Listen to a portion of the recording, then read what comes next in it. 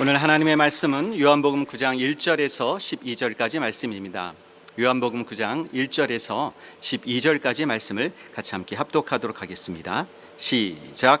예수께서 길 가실 때에 날 때부터 소경된 사람을 보신지라. 제자들이 물어 가로되 랍비여, 이 사람이 소경으로 난 것이 네 죄로 인함이오니까 자기 오니까 그 부모 오니까? 예수께서 대답하시되 이 사람이나 그 부모가 죄를 범한 것이 아니라 그에게서 하나님의 하시는 일을 나타내고자 하심이니라. 때가 아직 낮음에 나를 보내신 이의 일을 우리가 하여야 하리라. 밤이 오리니 그때는 아무도 일할 수 없느니라. 내가 세상에 있는 동안에는 세상의 빛이로라.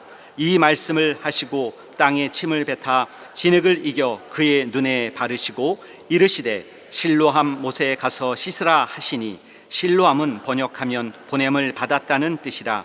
이에 가서 씻고 밝은 눈으로 왔더라.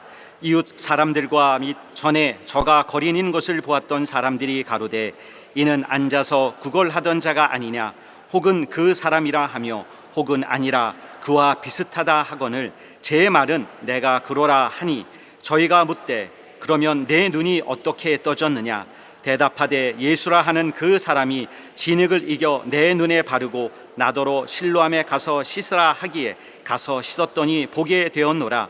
저희가 가로되 그가 어디 있느냐? 가로되 알지 못하노라 하니라. 아멘. 하나님 아버지, 귀한 성일에 이렇게 하나님의 말씀을 받게 하시니 감사합니다. 종에게 하나님의 한량없는 권세와 능력을 허락하여 주셔서 주의 귀하신 뜻을 선포하는 데 부족함이 없도록 하여 주시옵시고, 하나님의 말씀을 받는 모든 자들이 하나님의 친히 도우시는 영감을 힘입게 하여 주시옵소서. 예수 이름으로 기도드리옵나이다. 아멘. 예수와 실로암, 오늘 하나님의 말씀의 요약을 다 같이 시작. 하나님은 빛의 아버지시다. 그가 세상에 빛을 보내셨으니 곧 아들이시다. 하나님의 빛은 말씀이니 참이시다. 말씀이 육신으로 세상에 오셨으니 그가 곧 예수 그리스도시다. 그는 아버지의 독생자의 영광이요 은혜와 진리가 충만하시다. 예수 곧 빛이 세상에 나타나심은 정오의 태양이 세상에 떠오릅니다. 그러므로 누구든지 그 빛에 거하는 자는 실족하지 않는다. 인류가 죄 아래 있어서 태양을 보아도 소경이어서 은혜와 진리의 영광을 보지 못한다. 그러나 오직 믿음으로 신령한 눈을 뜰 수 있으니, 믿음은 예수가 구원을 주시는 이심을 믿는 것이다. 믿음의 영안을 뜬 사람은 육신의 눈도 뜰 수 있으니 영혼이 잘됨같이 범사에 잘되고 강건함을 얻는다. 태어나면서 소경된 자에게 침을 뱉어 진흙을 이겨 그의 눈에 바르시고 실로암에 가서 씻으라 하셨다. 실로암은 보냄을 받았다 함이니 순종하면 그것의 보냄을 받은 자는 살았다는 증거를 받는다. 예수는 치료의 광선이요 만병의 의사시다. 그가 뱉은 침도 버릴 것이 없는 생명이요 능력이다. 예수는 말씀이 육신으로 나타나신 구세주시다. 세상은 그를 믿지 않으려고 열심을 내나 그것은 스스로 멸망을 택한 것이요 믿음이 없어 영혼을 구원하지 못하고 영생을 얻지 못한다. 죄인은 하늘의 일을 할 수가 없다. 하나님만이 하늘의 일을 하시고 하나님께 속한 자만이 하늘의 능력을 체험한다. 아멘. 우리가 항상 감사하고 있는 가장 중요한 것 하나는 주 예수께서 우리를 먼저 찾아주셨다는 점입니다. 우리가 구원받았다는 사실은 우리에게 가장 소중하고 행복한 사실입니다. 그러나 우리는 원래는 멸망하고 말았어야 할 자들입니다. 만약에 그가 우리를 찾아주지 않으셨다면 우리는 멸망하게 되었을 것입니다.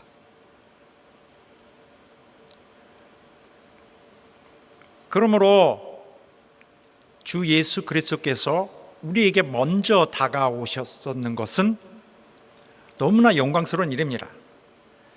우리는 영적인 눈이 어두워서 현실을 잘 보지 못합니다. 그리고 어떠한 영적인 사실에 대해서 능동적으로 행동할 수 있는 아무런 능력이 없습니다. 앞에 말씀드렸다시피 우리는 우리가 멸망하게 되었다는 사실조차도 알지 못하고 있었던 자였기 때문입니다. 이러한 아무런 능력이 없는 나 같은 자에게 주께서 다가오셨다는 사실, 아니 그것보다도 나 같은 존재를 하나님이 알고 계셨다는 것은 놀라운 일입니다. 어떻게 그러실 수 있지? 또한 그뿐만이 아니라 나를 구원하시려고 그가 의도하셨다는 사실은 너무나 신기합니다. 하나님이 나를 아무것도 모르고 있는 자, 능력도 없고 또 자랑할 것이 없는 나를 창조주께서, 하늘과 땅 모든 것의 주인이신 분께서 걱정해 주셨다는 사실을 굉장히 놀라운 사실입니다. 또 더욱이 우리가 알면 알수록 놀라운 것들이 있습니다. 우리 주님은 나를 구원하시기 위해서 내가 모르고 있을 때에 정말 너무나 큰 일들을 행하셨습니다. 그는 내가 결국 만나고야 말았을 그런 절망, 슬픔, 완전한 멸망을 미리 그가 막으셨다는 사실입니다. 이미 오래전에 그가 내 앞에 가로막을 모든 불행을 그가 친히 나서서 막으셨다는 사실, 이것은 정말로 은혜 중에 은혜로서 아무리 큰 영광을 돌려도 충분하지 않습니다. 주님은 이런 일에 대해서도 실제적으로 꼼꼼하게 우리를 도우셨어요. 우리에게 전도자를 보내서, 우리 모두가 누구나 자기의 전도자가 있습니다. 자기를 전도한 자. 그가 주님의 그런 사하신 일들을, 또 그의 용서하시는 뜻을, 또 그가 부르시는 뜻을, 또 영생을 약속하신 이런 음성을 흉내내어서 와서 전달해 주었습니다. 그래서 너무 고맙죠. 누군가 나같이 또 우리같이 무능한 사람에게는, 무능한 존재에게는 강권으로 해 줬어야 할 것입니다. 인간으로 태어나서 무지하기, 무능하기 이럴 데 없는데 뭔가 확신이 안 들면 잘 받아들이지 않고 거절하려는 습성이 있습니다.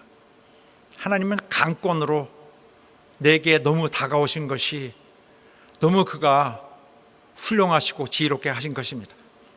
나 같은 부족한 자를 그가 강하게 요구하시도록 환경을 통하여서 그가 실제로 인도해 주시고 전도자를 통해서 구원해 주셨으니 더 이상 어둠 속에서 헤매지 않도록 많은 은혜를 그가 베풀어 주셨던 것입니다.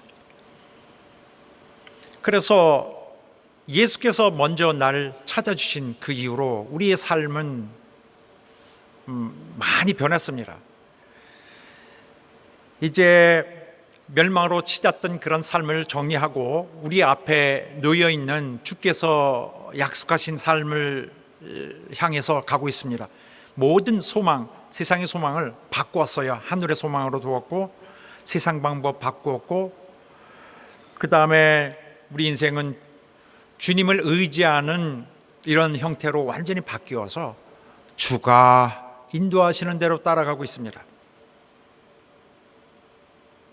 그리고 우리 삶의 가장 골자인 바, 삶의 방법은 순종하는 것입니다. 순종이 우리 삶의 참 성격으로 이제 바뀌었습니다. 이전에는 굉장히 무지하고 했던 것처럼 지금도 완전하진 않습니다만 불편함이 많죠. 연약하고 무능하고. 그러나 그런 가운데서도 하나님 의지하고 갑니다. 우리 육신의 연약함을 인해서 자주 넘어질 수도 있는 이런 상황 속에서 살고 있지만은, 그러나 이제는 아무런 주저 없이 그가 예비하신 영생의 길로 가고 있습니다. 그가 권하시는 대로, 그가 명하신 대로 우리의 구원을 잘 유지하며 갈 뿐만 아니라, 또한 우리는 하나님의 일에 참여하는 주의 종이 되었습니다. 하나님의 일을 하는 자가 되었습니다. 그리스도와 더불어 아버지 일을 우리도 하고 있는 것입니다. 그래서 원래 시작에서는 아무런 가망이 없던 영적인 감각이 전혀 없는 우리에게는 그런 하나님의 아들 그리스도께서 하신 일이 우리에게 영감이 되어 주셨습니다.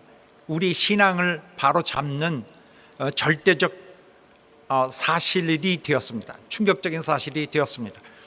또 그가 주신 말씀은 우리의 삶을 방향을 밝혀주고 인도하는 생명의 음성이 되었습니다. 또한 성령은 우리에게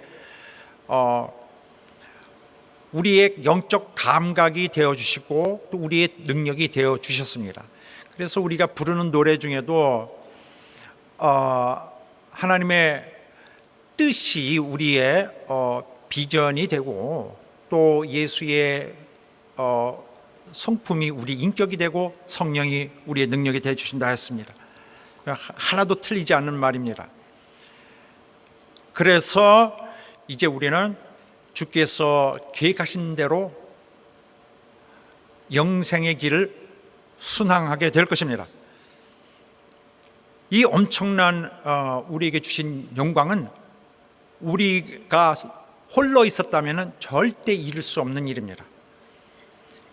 예수 그리스도께서 먼저 다가오셔서 과거에 유대 땅에서 하셨던 것처럼 오늘 우리에게도 일일이 그가 우리를 마음을까지 찾아오셔서 두들겨 주셨기 때문에 이 모든 은혜와 영광을 다 얻게 되는 것입니다. 그러므로 이제부터는 우리가 할 일은 이제 그가 준비하신 일들을 훌륭하게 이루어서 하나님께 영광을 계속 돌리는 일입니다. 하나님 앞에 감사와 영광 돌리기를 멈추시길 않기를 주의 이름으로 축원합니다. 할렐루야.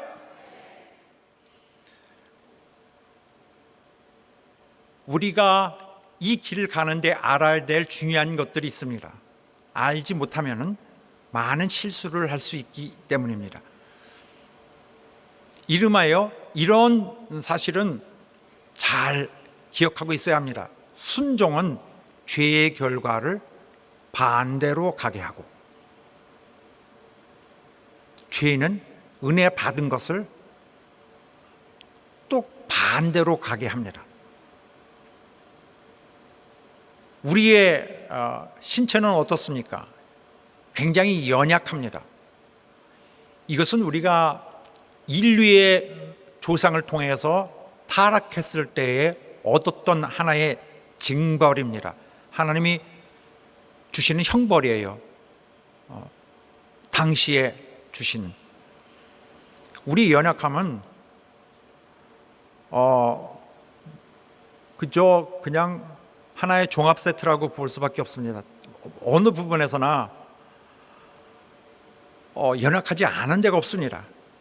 이런 우리의 일반적인 전체적인 굉장히 연약한 부분은 우리 영적 상태를 반영해 줍니다. 더 중요한 사실을 간접적으로 우리 육신의 상태로서 우리가 판단할 수 있도록 우리에게 주어진 스스로 느낄 수 있는 비유인 것입니다. 이렇게 아무런 확실한 어떤 방어 시스템이 없이 이렇게 인생을 만약에 영원토록 산다고 생각해 보십시오. 이렇게 계속 한평생이 아니라, 이거 비극 중에 비극입니다. 하나님의 나라는 이렇게 되지 않을 것입니다. 이렇게 부족한 상태에서 이렇게 연약한 육신을 이끌고 산다는 것은 행복이 아닙니다. 이제 우리에게 생명이 들어오고 나서 우리가 알게 된 것이지만은, 이 인생은 이렇게 기본적인 원래 우리 조상을 통해 가졌던 우리의 범죄로 인한 징벌을 우리가 받고 있어서 매 세대마다 하나의 경고를 받고 있는 것입니다. 우리가 시달리고 있는 육신으로 인한 많은 아픔들은 곧 영적인 아픔을 거의 비례적으로 밝혀주고 있습니다. 우리에게 처한 육신의 연약함은 영적인 경고로 받아들여야 한다는 말입니다. 자, 여기서 알아야 될 것은 죄라는 것이 무엇인가 하는 점인데, 어떤 경우에는 우리가 죄를 막연하게 이렇게 정의하고 있습니다. 하나님이 이렇게 하라 하는 어떤 기준을 주시고 우리가 그 기준에 채 이르지 못할 때를 죄라고 한다 하면은 그렇게 정확하지 않은 표현입니다. 죄는 더 궁극적인 그 성격으로 파악하면은 하나님의 은혜를 거절하는 것을 일컬어 말하는 것입니다. 죄는 우리를 살리려는 하나님의 은혜를 거부하는 것입니다. 하나님이 우리에게 주시는 계명과 또 그의 말씀은 우리를 살리는 데 그 목적이 있습니다. 하나님이 이 세상에서 우리에게 베푸시는 모든 것은 우리의 살아가고 우리의 성공하는 데 있습니다. 그래서 우리가 하나님의 뜻대로 구원을 잘 이루어내고 그가 살려주실 때 잘 살아난다면은 하나님의 영광은 높여질 것입니다. 우리가 영광을 돌리고요, 또 모든 영적 존재들이 다 하나님께 영광을 돌릴 것입니다. 이런 인간들은 모를지라도 하늘과 땅의 모든 영적 존재들은 동시간에 하나님께 들려지는 영광의 장면을 볼 수 있을 것입니다.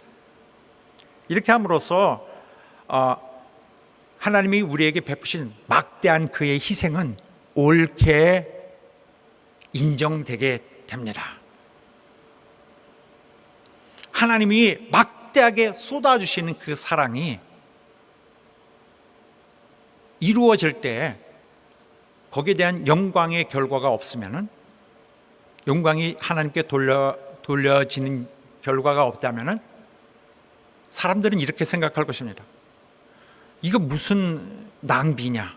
저렇게 희생을 하셨는데, 저렇게 용서를 하셨는데, 저렇게 참으셨는데 하나님께 영광을 돌리지 않는구나. 이것은 하나님의 의가, 하나님의 계획이 실패했다는 것을 말하는 것과 마찬가지입니다. 하나님의 의, 그가 이루시려는 뜻이 잘 이루어지지 않는 것이죠. 그에게 영광이 돌려지지 않으니 하나님의 의는 막대하게 소모가 되어서 버려진 것입니다. 그래서 이 하나님의 이 은혜와 사랑의 거의 무제한적인 배려는 반드시 하나님께 그 공이 돌아가는 것으로 결과가 나타나야 합니다. 그렇게 해야만 하나님의 일이 실패하지 않고 하나님의 그 어마어마한 쏟아 부으시는 그의 희생이 정당성을 갖도록 그 가치가 확인이 되어야 됩니다. 영광을 돌리니 가치가 확인이 되어야 됩니다. 비로소 이렇게 하나님의 쏟아부으시는 그의 그 하나님의 의로우신 이 모든 행사는 하나의 질서로서 온전히 정착되는 하나님의 세상에서 정착되는 모양을 갖추게 되는 것이죠. 하나님께 영광을 돌리지 않는다면 하나님은 덧없이 자신을 소모하시는 거예요. 우리가 하나님의 도우시는 도움을 거절할 때 우리는 어떻게 될까요? 거절한다면 우리는 하나님이 우리를 돕기 시작하신 이전으로 돌아갑니다. 우리가 하나님의 도움을 거절할 때 원래 우리가 아담 이래로 처해졌던 그 완전한 저주의 상태로 돌아갑니다. 그 어둠 중심으로 들어가고 그러한 그 저주의 힘은 우리를 막강하게 마구 우리를 유린하려고 할 것입니다. 그래서 우리는 그 저주의 도마 위에 그냥 버려지게 됩니다.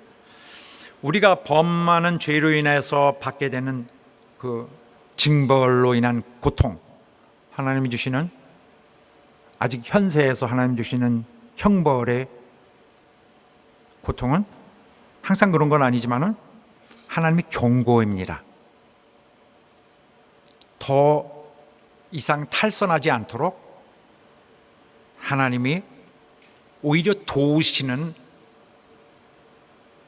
하나님의 배려성 있는 행위입니다. 불순종에 대해서 경고하시는 거죠. 그래서 우리에게 어떤 재난이 닥치고 질병이 알 수 없는 이유에서 질병이 닥친다면 이것은 무조건 나쁘다거나 달리 해석할 수 있는 것, 해석하다기보다는 오히려 하나님이 나를 구원하려는 의지를 여전히 갖고 계시구나 하고 좀 긍정적으로 봐야 되지 않을까 주장합니다. 징벌이 올 때 하나님이 나를 벌하시는구나 하고 이렇게 간단하게 그냥 정리해 보기보다는 어떻게 해석해야 될까요? 하나님이 내게 벌을 주신다. 이것은 어떻게 해석해야 되냐면 하나님의 축복이 잠시 손을 떼는 것입니다.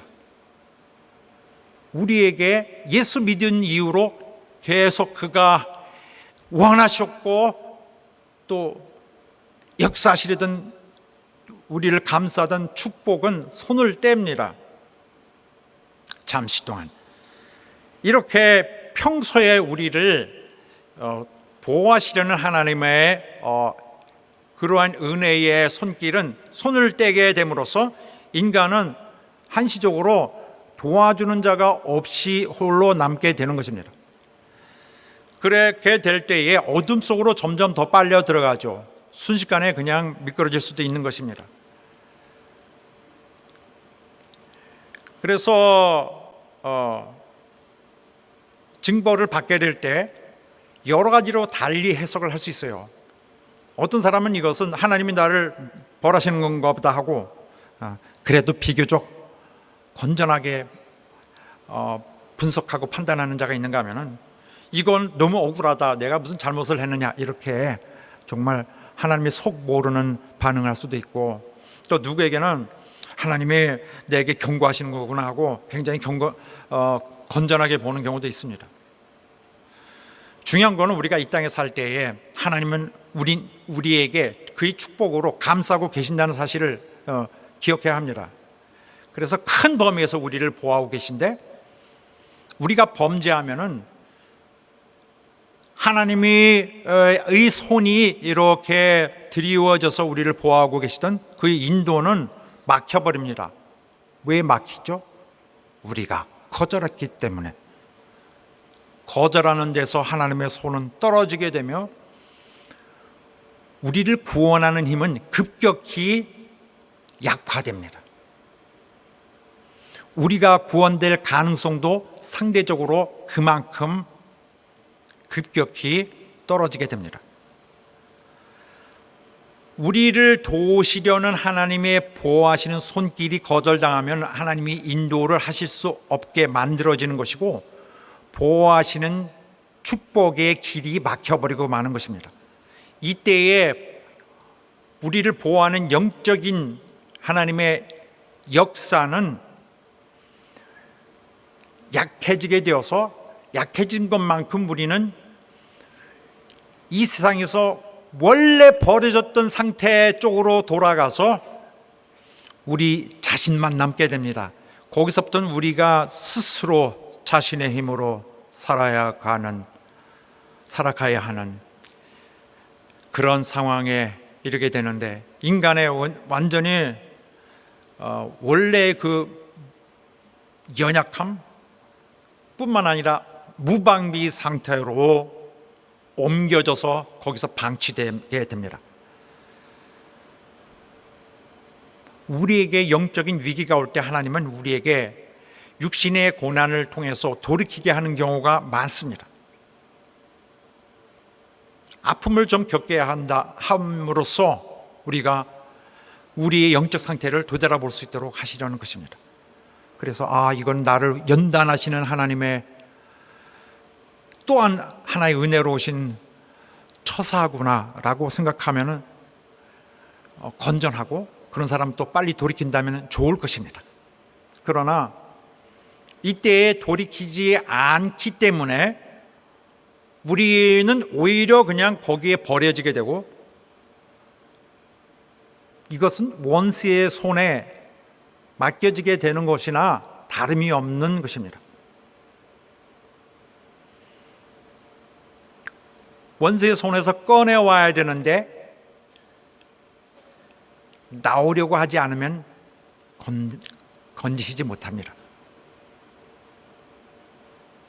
그래서 우리에게 닥치는 어려움이 있을 때 우리의 영적 신앙의 자세를 항상 돌이켜보려고 하는 것은 기독교인의 너무나 교과서적인 우리의 의무입니다.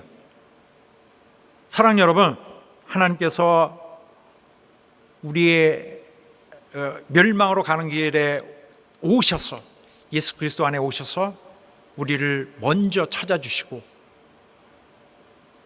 우리를 구원하시고 우리에게 축복으로 역사해 주시는데, 하나님의 축복이 한시도 우리에게서 떠나지 않도록 하시기를 주의 이름으로 축원합니다. 순종의 신앙에서 벗어나지 않음으로써 하나님이 우리를 도우시려고 하는 그의 의지를 꺾지 않도록 하시기를 주의 이름으로 축원합니다. 자기가 무방비 상태에 놓여있지 않게 되기를 노력을 하고 조심해야 될 것입니다. 그래야 항상 은혜 안에 거하고 축복 안에 거하는 여러분 되시기를 예수 이름으로 축원합니다. 할렐루야. 자, 이 시점에서 돌이킬 수 없는 부분이, 그냥 지나칠 수 없는 부분이 이 부분인데, 순종하는 가정에 하나님의 은총이 함께합니다. 부모가 신앙으로 순종하고 헌신하는 그 자들의 가정에서, 순종하는 부모의 가정에 있는 자녀들은 하나님의 행복으로 향하는 길로 향하도록 부모가 방향을 자동으로 주어지게 됩니다. 자녀에게 소중한 선물을 주는 거예요. 부모의 순수한 신앙은 순종으로 나타나는 부모의 신앙은 하나님의 축복을 보장합니다. 물론 그 결과는 육신을 가진 인간이 좋아하는 그런 물질이 어디서 쏟아지는 거, 그런 걸로 나오지 않습니다. 그것은 세상에서 값싼 인간성이 추구하는 바이고, 가증한 인간들이 좋아해서 거짓으로 신앙을 해서라도 받아내려고 하는 그런 것이지만, 순종하는 부모는 자신이 하나님께 향했던 그 진실함을 자녀들에게 노출함으로써 참 영적인 그 교제의 그 진실을, 눈치를 채게 합니다. 그래야 그 자녀들은 그런 가운데서 영적인 긍정적인 영향을 많이 받게 됩니다. 부모의 그 순종하는 순결한 신앙은 그 가정에 대한 하나님의 애착을 불러옵니다. 그래서 하나님은 그 가정을 대할 때에 그의 그 은총의 얼굴로 대하게 되죠. 그래서 그 가정은 하나님과 사귐이 잘 이루어지게 되고 그 가정에 임하시는 것입니다. 임재하셔서 가정에 함께 하십니다. 그들의 영혼을 돕다 보니까 그 가정에 대한 하나님의 그 가정을 향한 마음이 있는 거예요. 그런 가정이 있는가 하면은 하나님을 거역하는 자들의 가정이 있습니다. 도우시려는 자의 손을 거절하는 가정. 여기에서는 그렇게 될 때에 나타나는 결과는 그 가정에 원래 인간이 불행에 처해졌던 그 원래의 상태로 퇴보하는 결과가 나옵니다. 자신이 자신을 스스로 돌봐야 되는 그런 무방비 상태로 다시 돌아가게 됩니다. 가정을 도우시려는 하나님을 거절하기 때문에.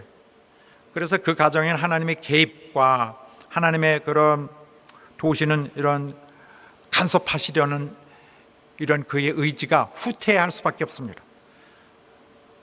그러면 그 가정은 겉모습으로 보면은 차이가 없는 것 같아도 하나님은 계시지 않는 상태에 도달하게 되는 것입니다. 그러나 그렇게 하지 않고 하나님 앞에 순종하는 가정은, 특히 하나님은 교회를 통하지 않고는 도저히 섬길 수 없는 바라 하나님의 교회를 통한 쓰임 외에는 도저히 하나님을 사랑할 수 없는 바라 교회에서 자신의 헌신을 이루게 되는데, 그런 자의 가정에 하나님의 축복이 함께하는 것입니다. 당연히 하나님은 자기에게로 향하는 그 가정에게로 역시 역사하시고 그 가정을 신경 쓰시는, 그 자녀들을 신경 쓰시는 그의 배려를 베푸시게 되고 그 자녀들은 자연히 직간접적으로 그 혜택을 받게 됩니다.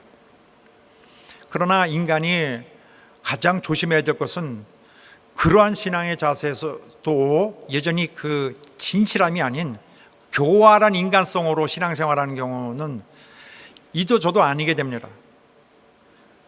교활한 마음은 사람들 사이에는 잘 통할 수 있어도 하나님께는 전혀 통하지 않습니다.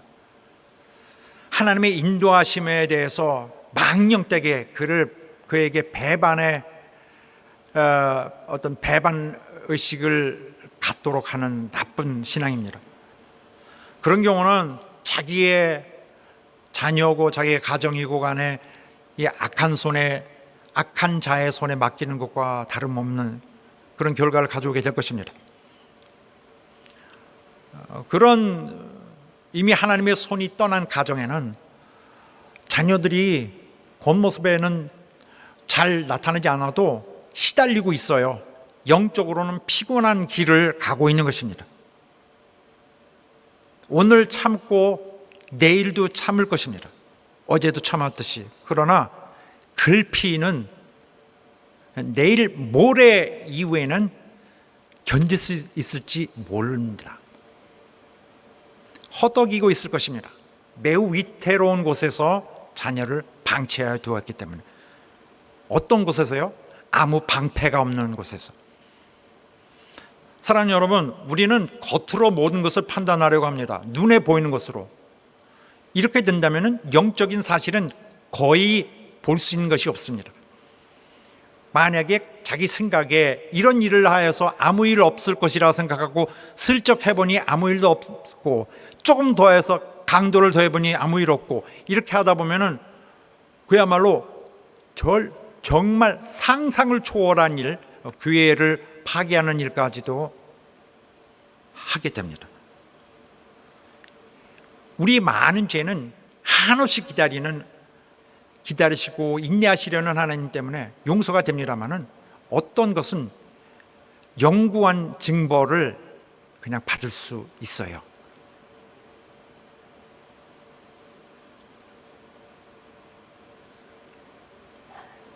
그러므로 우리가 눈으로 우리 인간의 세상에 있는 개념을, 잣대를 갖고 와서 영적인 것을 판단하여서 괜찮은데 아무 일 없는 것 같다라고 속단하지 않기를 바랍니다.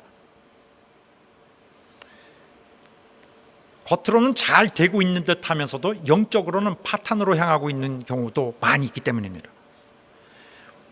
시편의 말씀에 그런 한 예가 나옵니다. 나는 전혀 오해했다. 난 전혀 잘못 생각하고 있었는데 이거 내가 생각하고 있던 거와는 완전히 딴판이더라. 하나님은 이렇게 진정한 마음으로, 정결한 그 마음으로 하나님을 섬기는 자를 그가 좋아하시는 줄 알았다. 그렇게 알고 있는데 내가 오해함으로써 완전히 난 하나님을 오해해가지고 다 망칠 뻔했다. 지금 내가 이 얘기를 할 것이다 고백하는데, 이 타인들은, 다른 사람들은 잘 되더라. 하나님을 잘 섬기지 않는데 잘 되고, 재물도 많아지고 다 잘 돼. 건강하고. 그런데 나는 열심히 하나님 앞에 경건하게 살려고 헌신하고 했는데 나한테는 돌아오는 것이 하나도 없더라. 이거 손해보는 것이 아닌가? 왜 나만 이렇게 애를 써야 되는가? 보니 나는 매일 재앙을 당하고 다 되는 것이 없고 다 재난이 쏟아지고 난 다 망한다. 내가 이거 잘하는 것인가? 이렇게 신령한 생활을 억지로 간다는 것이 내가 이거 손해보는 것이 아닌가 하고 바보같이 순종만 하고 있었나라고 오해하고 있었다. 그런데 내가 성소에 들어갈 때 발견한 점이 있다. 그것이 아니구나. 주께서는 그들을 오히려 미끄러운 데에 두셨구나. 그들이 하나님을 느끼지 못할 곳에 그냥 두셨구나. 그들이 다 망하면서도, 자기들이 놀라면서도 망하더라. 어떻게 이런 일이 있을 수 있나 하면서 망하더라. 나 엄청 무식하고 무능하다. 이 무능하고 주님 앞에서는 그냥 짐승이나 다름없는, 아무 정말 칭찬받을 것이 없는, 정말 너무나 어처구니 없는 자인데도 주님과 함께하니 주님은 나를 꼭 안으시고 내 손을 붙드시고 나를 가르쳐서 인도하시고 그 후에는 주의 영광으로 나를 직접 이끄시더라. 내 마음은 지금 어떠냐? 내 육신으로 말하면 굉장히 약하다. 내 마음은 엄청나냐? 내 마음도 굉장히 연약하다. 그러나 나는 꼭 연약한 자만은 아닌 것 같다. 하나님이 나의 유업이시니라. 그는 내가 섬겨야 될 나의 반석이시고 내가 섬겨야 될 내 일이다. my job, 내 일이다. 하나님을 가까이 하는 것이 복이니라. 하나님을 피난처로 삼고 나는 하나님의 이 은혜의 일을 전하는 자가 되리라. 나머지 인생은 내가 하나님의 일을 자랑하는 인생이 되겠다. 평생 주의 영광을 위하여. 우리 영혼이 구원되고 변화됨으로써 잘 될 때 가장 먼저 그 일에 대해서 기뻐하실 분은 하나님이십니다. 하나님은 그런 우리의 감사하고 영광 돌림으로 인해서 영화롭게 됩니다. 그의 목적은 그리하여 잘 온전하게 이루어지게 되는 것입니다.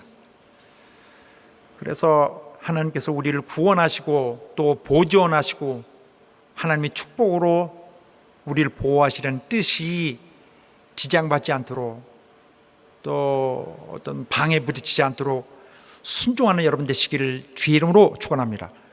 교회에 절대로 범죄하지 말아야 되고 또 주의 일을 하는데 교회 일을 하는데 주 예수와 함께 일하는 것입니다. 겸손하게 사랑을 다하여 헌신하는 우리 여러분 되시길 예수 이름으로 축원합니다.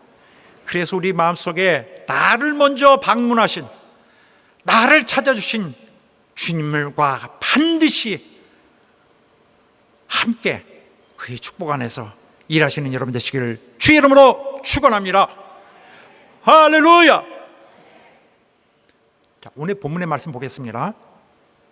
이 소경은 누구의 죄로 인해서 소경이 됐을까? 예수께서 예루살렘 성전 가까운 곳에서 이 거린을 만났어요. 성전 주변에는 사람이 많고 또 하나님의 뜻에 따라 구제하는 사람들이 많이 있습니다. 거기는 거린들이 있어야 되는 최적의 장소겠죠. 구걸하는 자들, 소경들이 거기 있습니다. 소경은 아무것도 할 수 없어요. 앞을 보지 못하니까.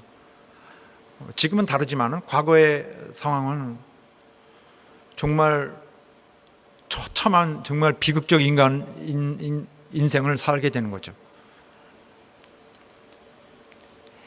가정에 굉장히 잘 도와줄 수 있는 사람이 있으면 다행이지만 그렇지 않은 사람은 너무나 슬픈 인생을 갖게 됩니다.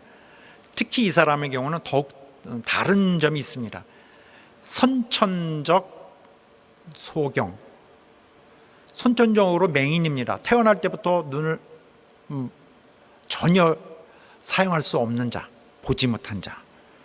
그래서 이 사건에서 나오는 주님의 이적은 더욱더 놀라운 것일 수밖에 없습니다. 창조주의 힘을 발휘하신 경우니까, 고치는 것이 아니라.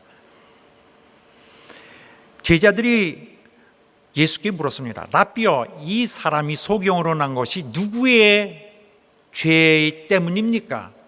자기 죄 때문입니까? 아니면 그 부모의 죄 때문입니까? 하고 말했는데, 이 질문은 성경적입니다. 율법적이고 유대인의 상식이에요. 이런 어떤 사람이 질병으로 고생하면은 거기에는 이 죄로 인한 일일 경우가 많습니다. 물론 모든 경우를 다 그렇다라고 말할 수는 없어요. 일단 이들은 두 가지 가능성을 보고 있습니다. 이 사람이 소경된 것이 자기 때문이에요? 아니면 부모 때문이에요? 자, 먼저 이거를 알아야 되는데, 개인의 죄로 인하여 징벌이 자기에게 올 수 있습니다.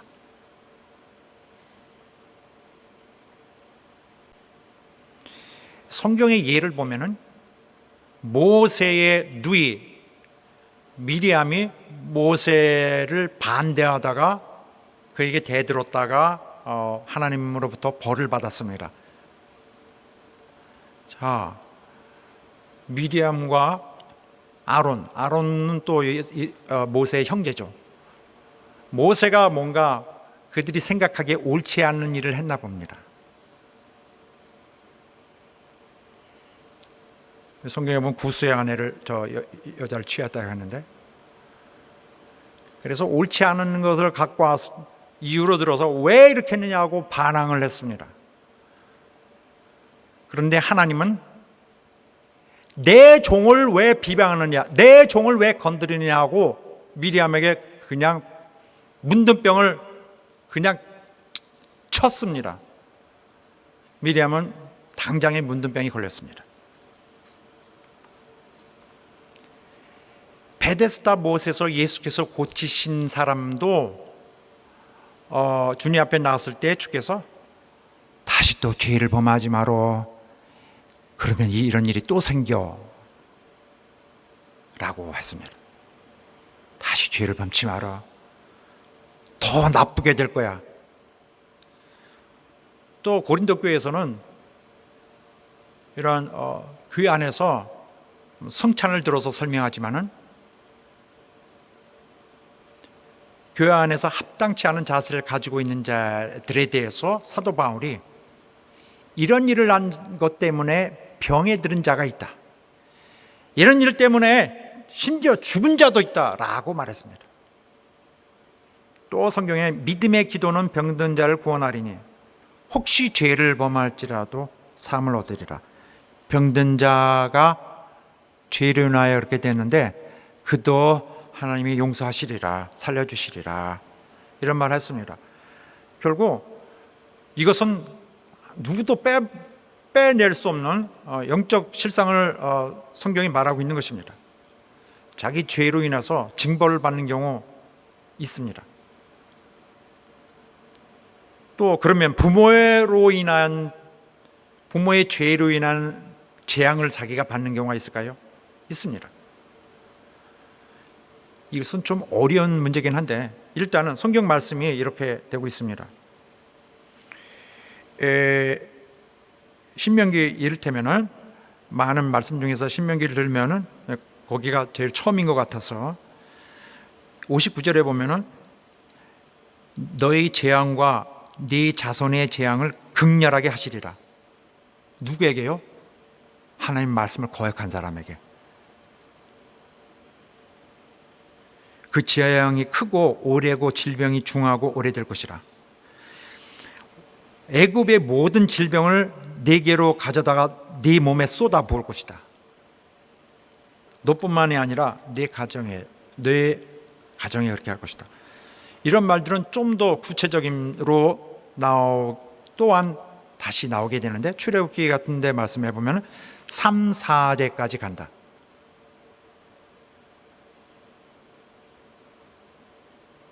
(3, 4대까지는) 성경에 여러 번 거듭 반복됩니다. 하나님은 1000대까지도 인내하시고 참으시고 용서하시려고 준비되신 분이나 그러나 형벌 받을 자는 결코 사하지 아니하시고 3, 4대까지 그 벌이 가게 하겠다.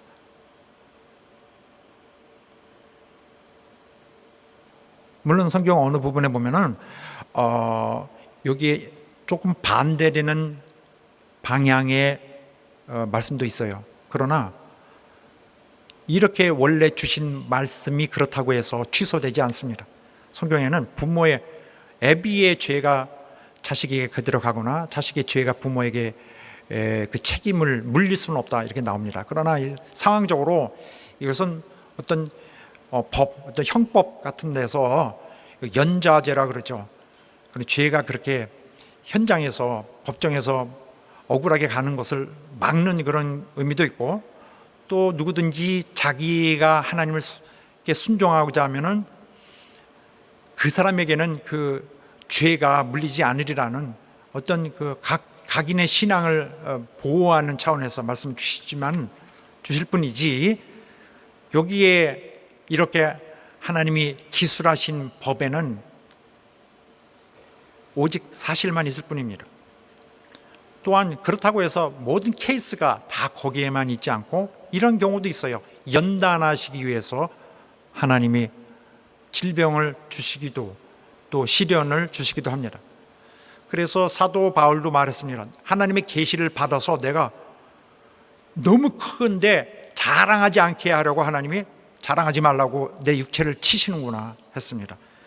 가시 곧 사단의 사자를 주었다 했습니다. 또 우리는 하나님이 때로는 우리에게 시련을 그냥 허락하시는 경우도 있습니다. 성경에 있는 욥의 경우는 더욱 이런 것에 대한 더 분명한 하나의 예증이 될 것입니다. 욥은 하나님을 미워하거나 그를 무시하거나 그를 불순종하지 않았습니다. 그는 하나님을 경외하고 사랑하는 사람입니다. 그러나 마귀가 와서 자꾸 하나님께 고소를 했습니다. 하나님, 욥은 진짜 마음은 하나님을 경외하지 않고 있습니다. 한번 쳐보십시오. 그가 당장 하나님을 배반할 것입니다. 그래서 그렇지 않아. 그런데 아닙니다. 속지 마십시오. 해서 알았어. 그럼 네가 쳐라. 대신 목숨만은 앗아가지 말고, 그렇게 해서 허락하여서 재앙이 임하게 됩니다. 이것은 욥이 죄악을 행했기 때문에 오는 재앙이 아니었습니다. 또 다른 경우도 있어요. 하나님의 영광을 위해서 사용되는 경우도. 본문의 말씀에 그 경우가 있습니다. 3절에 보면은 예수께서 대답하시되 이 사람이나 그 부모가 범한 것이 아니라 그에게서 하나님의 일을 나타내고자 하십니다. 예수님께서 여기서 누군지 얘기해 줄까? 이 사람이 죄가 부모 때문인지 아니면 자신 때문인지 라고 안 하시고 언급을 안 하셨어요. 대답을 안 하셨어요. 사람이 자기 죄로 징벌을 받는 거, 그런 일은 있지. 얼마든지. 또 부모로 인하여 자녀들이 이렇게 불이익을 당하는 것 당연히 있지. 언급을 안 하시고 다만 나는 이 케이스만 다루겠다. 이미 눈이 없는 자에게 시력을 주는 이 하나님의 일을 하겠다고 말씀하시는 것입니다. 이 특정한 사건에서는 이 죄를 범한 자가 누구인 것을 나는 그게 관심이 없고 그에게 그를 통하여 하나님의 영광을 드러나게 하고 싶다. 그래서 이 부분을 하나님이 하시는 일을 나타내고자 하심이라, 그에게서 하나님이 하시는 일을 나타내고자 하심이라는 말씀을 오해하지 말기 바랍니다. 오해가 많이 있어요. 이 부분은 하나님이 이 사람 눈을 일부러 멀게 해가지고 나중에 이제 눈을 뜨게 하면은 이 사람이 하나님께 영광 돌리면은 하나님 기분 좋으시니까 미리 이 사람 눈을 멀게 했다. 뭐 이렇게 시나리오가 이렇게 되잖아요. 그러면 하나님을 굉장히 나쁘게 보이게 됩니다. 하나님은 그렇게 하지 않습니다. 다만 누구의 죄로 인했든지 하나님은 주님은 그걸 말씀하시는 것이 아니라 이미 이렇게 된 상태에서 여기서부터 하나님의 영광을 위해 내가 사역을 할 것이고 그가 하나님께 영광을 돌리는 일을 이루겠다는 말씀입니다. 우리가 예수께서 아직 체포되기 전, 십자가의 고난의 길을 가기 전까지는 빛이 있는 시간입니다. 낮이 있는 시간. 우리가 그때 서둘러서 열심히 일을 해야 하느니라. 우리는 주님의 제자들, 낮은 주님의 공생의 시간을 말하고 있는 것입니다. 내가 세상에 있는 동안에 세상의 빛이로라. 그래서 이 소경에 있는 말씀을 8장에 이미 나는 세상의 빛이로라는 말씀으로 시작한 이 쭉 연결된 말씀의 일부입니다. 주님은 세상의 빛으로 오신 분. 이 소경을 고치셨을 때에 눈먼 자를 날 때부터 보지 못하는 자에게 빛을 주셨을 것을 통해서 그가 빛이라는 의미를 비유하고 있습니다. 예수께서 이 말씀하시고 땅에 침을 뱉어 진흙을 이겨 그의 눈에 바르시고 이르시되, 자, 주께서 침을 뱉어서 진흙을 이겨서 그의 눈에 바르셨어요. 물론 주님은 침을 사용한 일이 있습니다만 이렇게 하신 건 처음이죠. 왜 주님이 그저 말씀으로 간단히 치료하지 않으시고 왜 이렇게 하셨을까? 왜 굳이 진흙을 이겨서 침을 뱉어 진흙을 이겨서 얼굴에 바르시고 또 씻고 오라고 하셨을까? 진흙을 붙이신 것은 하나님의 창조하신 당사자이심을 암시하는 것입니다. 이 소경은 보통 사람이 눈을 다치게 돼서 못 본 게 아니라 원래 눈을 볼 수 없는 자, 원래 눈을 갖지 못한 사람입니다. 말하자면 기능적인 눈을 갖지 못한 사람입니다. 창조에서 빠져있던, 그 사람에게서 빠져있던 하나의 몸의 한 부분이었습니다. 주께서 흙을 빚어서 처음 사람을 만드셨을 때처럼 그에게 창조의 힘으로써 그를 그렇게 시력을 주시고 보는 눈을 주시는 그의 모습을 이렇게 보여주신 것입니다. 또 왜 굳이 그렇게 하셨을까? 왜 그렇게 했냐면은 치료받는 자, 이 소경에게 주님의 손길을 느끼도록, 그러니까 소경으로 하여금 갑자기 안 보이다가 갑자기 보이는 이런 것이 아닌, 누군가 나를 고쳐주시고 누군가 나를 만지고 누군가 말을 바르고 이렇게 하시고 그 손길을 느끼고 내 눈을 문지르는 걸 느끼고 해서 누가, 치료하는 자가 자기 옆에서 지금 뭘 하고 있다는 것을 인지하게 하려는 것입니다. 충분히 기억하게. 날 치료하라고 하는구나. 침은 이 민간적으로도 당시에 익히 알고 있는 바, 침 바르는 거는 눈에 관한 치료인데 이미 상식이 있어요. 왜 눈을 자꾸 만작거리고 침 뱉어서 하시지? 치료인가 보다 하고 인식하게 하는 것입니다. 그래서 소경의 환기를 주의를 환기시키고 있는 것인데, 정말 어떻게 보면은 주님께서 좀 무식한 방법을, 좀 세련되지 않은 방법을 택하신 것 같지만은 주님의 목적은 이거예요. 이 사람이 자기를 살리신 이를 체험하게, 살리신 이의 손길을, 살리시는 이의 온기를, 살리시는 이의 친절을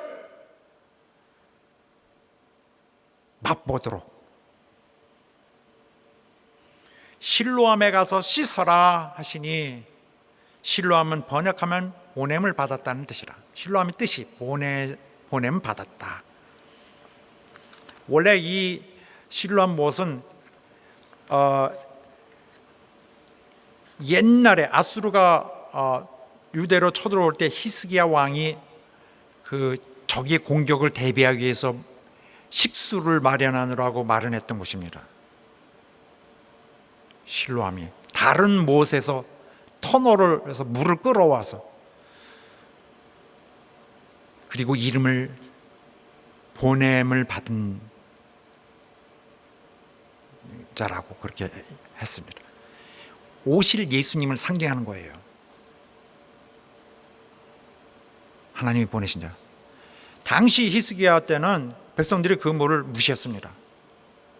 예수님 당시에 유대인들처럼 거절했어요. 그러나 주님은 이 실로암 물에 가라. 순종하는지 안 하는지 주님이 그에게 명령하셨어요. 그 사람은 주님 말씀 따라 그대로 순종해서 얼굴을 잘 씻고 왔습니다. 어떤 신학자는 얘기하기를 이 단어는 목욕하는 것을 말하는 것이다. 이 자는 눈만 씻은 것이 아니라 목욕을 하고 왔다. 확실하게 하기 위해서. 이렇게 주장하는 소리도 있습니다. 주님의 명령에 대한 반응은 구원하는 믿음을 나타냅니다. 주님의 명령에 대한 순종은 구원하는 믿음을 증명합니다. 순종케 하는 것이 하나님의 구원을 전달하는 목적이에요. 1차 목적, 순종하게 하는 것이다. 복음의 목적은 순종하게 하는 것. 이렇게 순종하고 또 이렇게 순종하고 또 이렇게 순종하고 한없이 순종하는 것을 강조하고 있습니다. 그런데 이들은 이 소경, 날 때부터 소경된 자, 이 정말 미래가 전혀 없던 이 사람이 신세가 완전히 바뀌어버렸습니다. 눈을 보고 건장한 청년이 되었어요. 이거 믿을 수 없다 하고 믿지 않으려 하는 자들이 와서 의견이 나와서 서로 충돌하고 있습니다. 그 사람이다, 아니다. 이 소란스럽게 다투고 있는데 그의 한 마디가 모든 것을 잠재웁니다. 나 그 사람 맞다. 그러자 그들이 어떻게 눈을 뜨게 됐느냐 하니까 이 사람이 대답하되 어떻게 해서 보게 됐느냐를 얘기했는데, 이 사람은 단순히 예수라는 그 사람이 진흙을 이겨 내 눈에 바르고 나더러 실로암 못에 가서 씻으라 하기에 그렇게 하였더니 이렇게 보게 되었노라 라고 하면서 단순히 일어난 일을 말합니다. 그는 자기가 어떻게 영적으로 어떻게 설명해야 될 것을 설명하지 않습니다. 모릅니다. 나는 그가 하라고 했길래 했더니 이렇게 됐더라. 그는 예수가 하나님의 아들이심을 인식도 못하고 있습니다. 모르고 있는 거예요. 그는 순종을 한 것밖에 없습니다. 그는 주님을 모르는데도 주가 하신 말씀에 대해서 순종하여 구원받았습니다. 그가 아는 것은 예수가 날 살려줬다는 것뿐입니다. 그 외에는 거의 아는 것이 없습니다. 물론 예수께서 그를 실로암에 보내신 이후에 행적을 감추셔서 자기는 더 이상 그를 보지 못했으니 예수가 어디 있는지 말할 수도 없었죠. 자, 이 모든 것은 주께서 임하신 바 세상의 빛으로서 영적 구원을 하시려는 모든 것에 대한 하나의 비유였습니다. 이 요한복음 9장에 나오는 이 스토리는 아름답게 이후에도 펼쳐가게 될 것입니다. 너무나 감동적인 스토리입니다. 죄로 인해 눈이 멀어서 죄인들은 구원자를 볼 수도 없고 자기들의 힘으로 그를 찾을 가능성도 전혀 없습니다. 그러나 소경은 주님으로 인하여 구원을 얻게 되었는데 주님이 그를 찾으셨기 때문에 그는 주님을 만났습니다. 아무것도 모르는 자, 아무 능력도 없는 자, 오직 절망만이 그 앞에 있는, 슬픔만이 그 앞에 있는 자에게 주님이 친히 나타나셔서 자기를 나타내시고 그에게 명하셔서 그가 순종하기를 그에게 말씀하셨고 그는 순종하여 이렇게 구원받게 되었습니다. 주님은 우리 모두에게 이같이 우리의 상당히 어려운 상황을 극복하고 우리로 하여금 구원을 얻게 하려 하십니다. 언제요? 우리가 진짜로 연약할 때. 언제요? 우리가 진짜 죄인이었을 때. 언제 구원하세요? 우리가 하나님의 아직 원수 되었을 때 그가 참으시고 우리를 불러주셨습니다.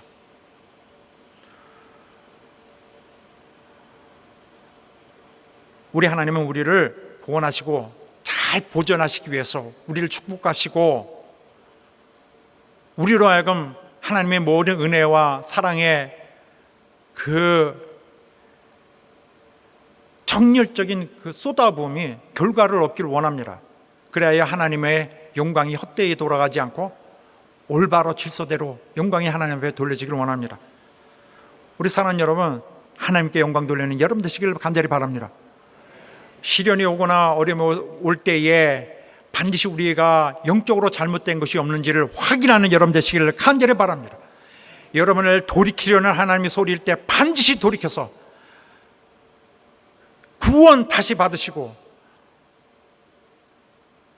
그냥 그걸 방치됨으로써 오히려 악한 자의 손에 자신을 내버려 두는 자 하나도 없기를 간절히 바랍니다. 하나님으로 하여금 여러분을 사랑하게 하여서 하나님의 눈길이, 하나님의 사랑의 손이 여러분 가정과 자녀에게까지 이르게 하기를 주의 이름으로 축원합니다. 할렐루야! 기도합시다. 하나님, 우리를 받아주시고 순종하는 내 믿음으로 하나님 앞에 턱 다가가고 하나님 앞에 범죄하지 아니하고 내 교회를 사랑하고 하나님을 순종하고 하나님께 영광을 돌리겠습니다. 하나님 우리를 받아주시옵시고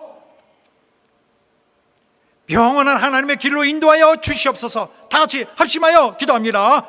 하나님.